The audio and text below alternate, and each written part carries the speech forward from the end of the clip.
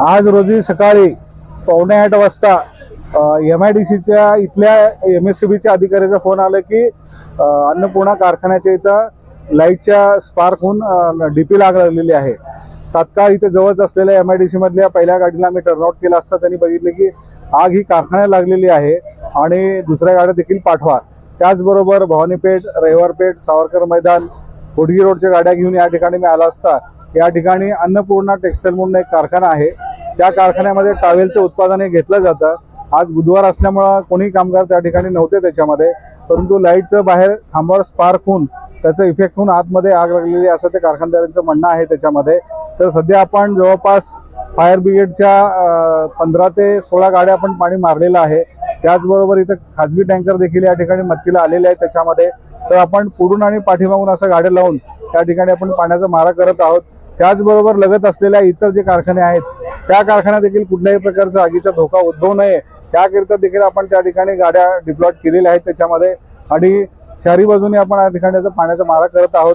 त्याच्यामध्ये जे सूत आहे ते साधारणपणे केमिकल युक्त असं सूत आहे, त्याच्यामध्ये प्लास्टिक काहीतरी असतं त्याच्यामध्ये। तर त्या पद्धतीचं सूत असल्यामुळे आगीचा हे भडका जास्त मोठ्या प्रमाणात झालेला आहे त्याच्यामध्ये। पाठीमागे भिंत आणि पत्रा शेड होता त्याच्यामध्ये, तर ते आपण आता सध्या JCBने ते पत्रा शेड पाडलेलं आहे त्याच्यामध्ये आणि इथून आतमध्ये प्रवेश करण्यासाठी आपण प्रयत्न करत आहोत त्याच्यामध्ये। तर इथून आतमध्ये आपण प्रवेश करू। आता आगीवर डायरेक्ट आता आपल्याला पाणी मारता यायला लागलं त्याच्यामध्ये। तर सध्या आग जी आहे तरी मोठ्या प्रमाणात आहे त्याच्यामध्ये। आपण आता पाणी मारून त्या ठिकाणी आपण आग विझवण्याचा प्रयत्न करत आहोत। सुदैवाने आज बुधवार सुट्टी असल्यामुळे त्या ठिकाणी कोणी कामगार नव्हते, त्याच्यामुळे जीवितहानी कुठली झालेली नाही त्याच्यामध्ये।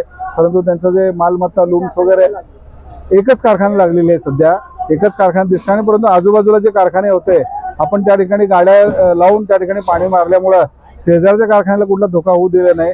त्याचबरोबर या कारखान्याच्या अर्ध्या पार्ट नंतर जे पुढे आतमध्ये लूम्स वगैरे होते त्याच्यावर देखील आता पाणी मारा करू आपण, ते आग पुढे वाढू नये यासाठी आपण प्रिकॉशन घेतलेलं आहे। आणि जी आग आहे त्याच्यावर देखील आपण 4 ते 5 ठिकाणावर आपण पाण्याचा मारा करत आहोत त्याच्यामध्ये। आग आता आपल्याला अजून एक 5-6 गाड्या मारल्यानंतर आग आपल्याला ही नियंत्रणात येईल त्याच्यामध्ये।